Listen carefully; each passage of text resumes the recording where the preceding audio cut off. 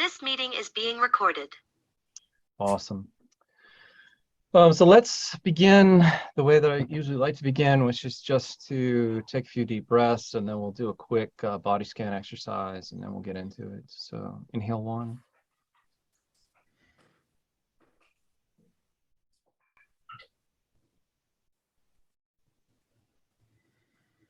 Inhale two.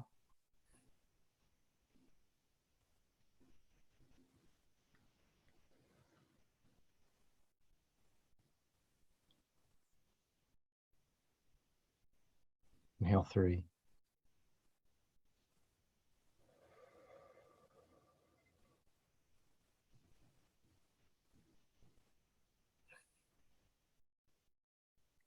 So we want to welcome everything to be here. We want to welcome the fire to be here. The anxiety, the stress, the doing. Allow all that to be here. Not trying to push any of that away, but we're also welcoming a break, welcoming some non-doing, welcoming some stopping.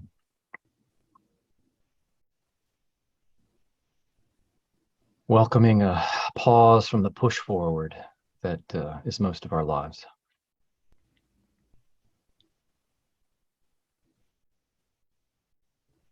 Which, I don't know about you guys, but when my body hears that, it goes, oh, fucking A, yes. Let's pause that shit. Amen. Yeah. Feel our feet flat on the ground. Pressure, weight, temperature. Notice our ankles, left ankle, right ankle, joints, shins, calves.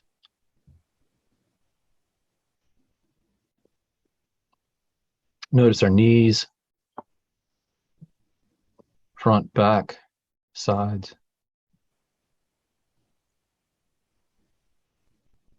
Notice our thighs, tops, bottoms, sides.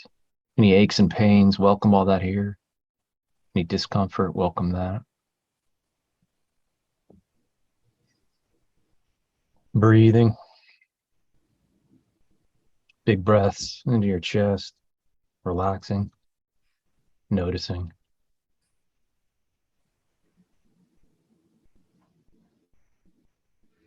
Notice your groin, bottom, your genitals, weight, temperature, clothing. Watching, dropping. Feeling the weight of our bodies.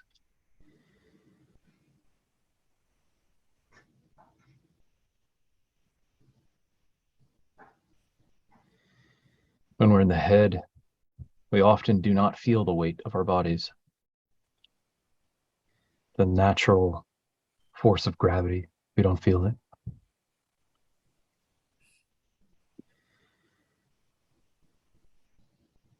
Tension on belly button region, lower back.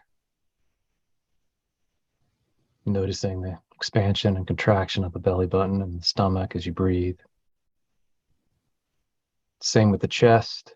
Inhale, exhale, heart, lungs, shoulder blades, rib cage.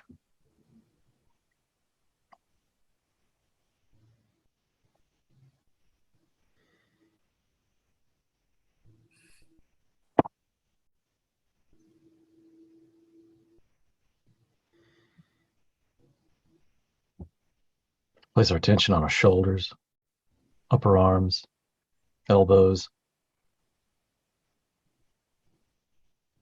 forearms, wrists, palms, fingers.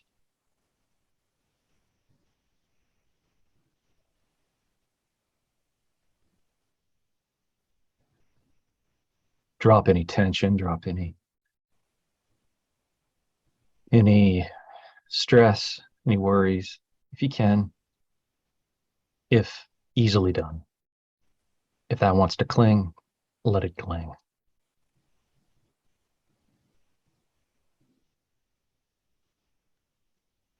move our attention to our face, neck, head, ears, throat, mouth, tongue, lips, nose, eyes, forehead, temples, top of the head, scalp.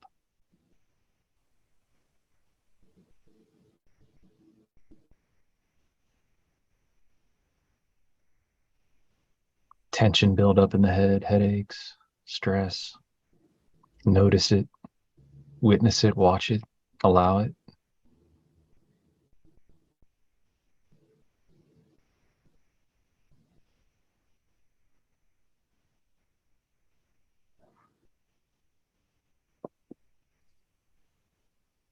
Dropping into the body, being present.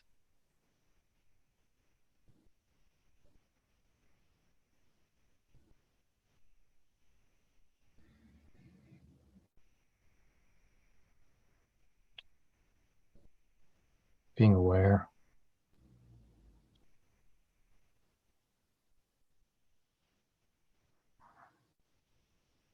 Noticing that which is doing the noticing. Noticing that part of us, which is always there, albeit sometimes hidden in the background, which is doing the noticing. This clear, empty, aware part of ourselves.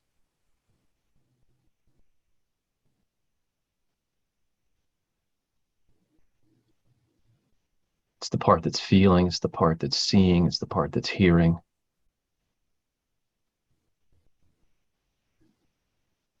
It is the paradoxical part that all the other parts are contained in.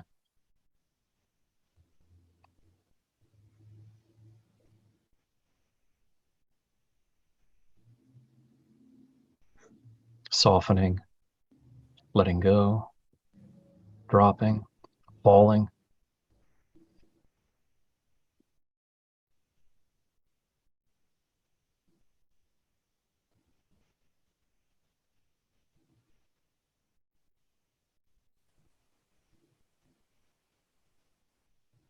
This sometimes nervous apprehension of passing through this doorway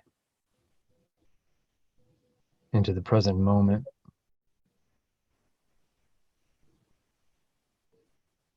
This nervous apprehension of being vulnerable.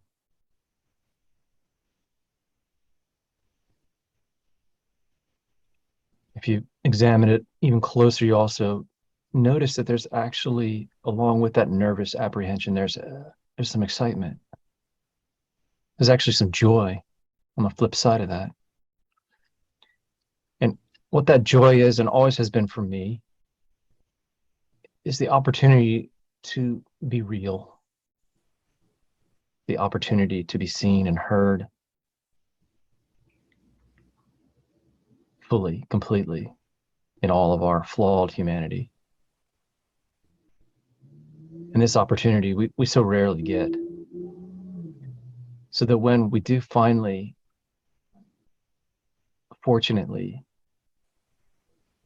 have made allowance for that in our lives, it just feels so good.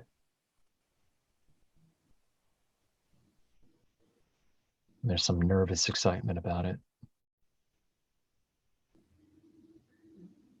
It's this nervous excitement of coming home.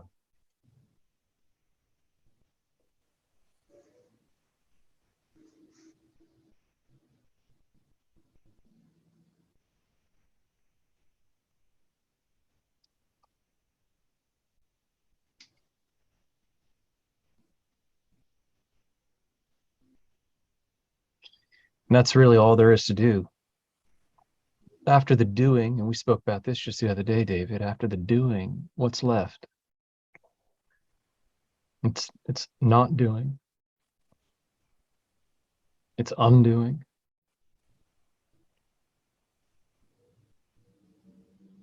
And paradoxically, that becomes a type of doing,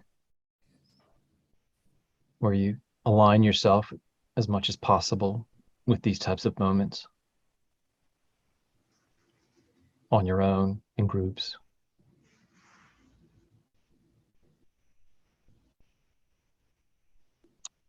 In whatever form or shape they take.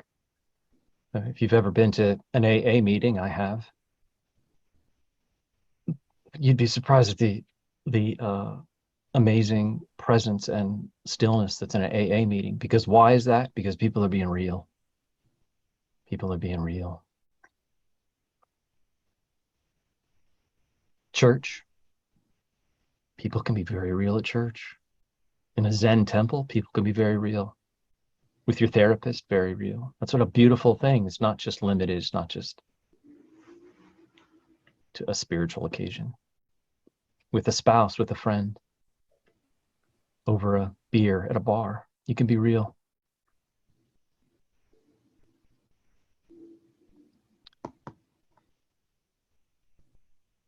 I have found usually the deepest and most satisfying moments of real were intentional, sacred occasions like this.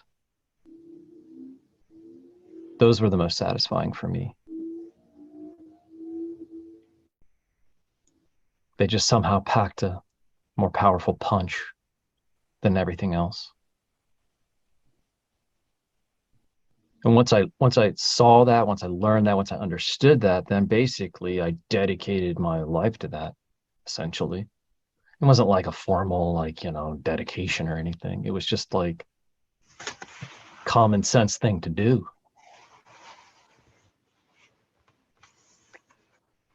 It just made sense.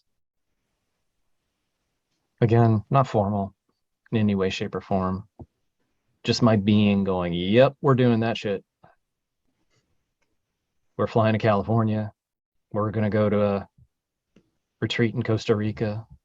We're going to invite teachers to our home. We're going to go to weekend workshops. We're going to do all sorts of silly, crazy, outrageous things in the name of this peace, in the name of this being real.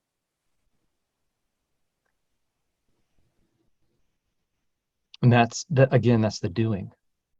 And that becomes the doing. You kind of leave the formal meditation, the formal reading, yoga, whatever your practice has been, and it becomes that. It becomes just, and again, it's not all about sitting with teachers, or you don't have to go workshops. It's not, I don't want to say that, but it is about falling in love with silence. It's about falling in love with silence, about falling in love with this inner peace, this inner awareness. So to the extent so that you don't have to do any of those things. Like I do none of that now. Really. It's not, I don't have time for it. Nor am I super wealthy. So, but I've been blessed with this life to have investigated and followed my spiritual intuition and heart enough that I don't need to do those things anymore. That peace, that awareness is available to me anytime that I want, really. And it's not even like it's available. It's just like who I am. It's a part of my makeup. And sure, sometimes you dive into it and you can be deeper, like I am very much right now. And, I'm inviting you guys to be here the same. And at other times it's more surface. It is indeed more in the background, but it's never forgotten. It's never unseen. It's never gone unnoticed. I don't go too long without consciously being present, without consciously being aware. Very little do I ever really do that, because I don't like to be. I don't like to get lost in the bullshit of my head.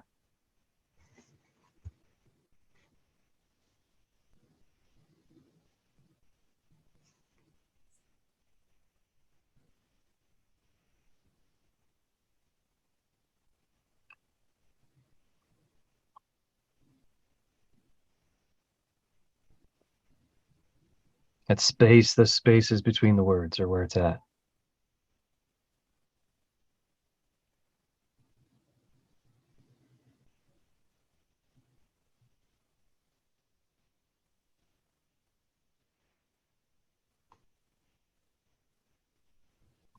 Nothing wrong with words. But as you gentlemen know, we just joked about it. Sometimes there's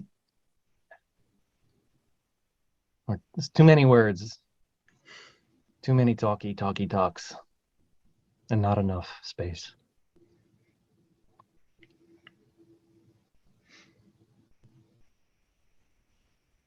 So we come to these then meetings then to facilitate that which has not been seen in this space. That's the trick, by and large. That which has not been seen, that which does not want to be seen, and that which has been put away, abused, lost, and unloved. We have these meetings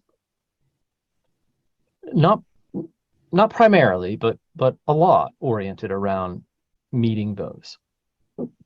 And sometimes, like myself, you just don't even know that they're there. You had no idea that, geez, that was hidden and shoved away. You had no idea. And I was very much that way. Like I didn't know the shit that I had buried. It's like you don't know what you don't know.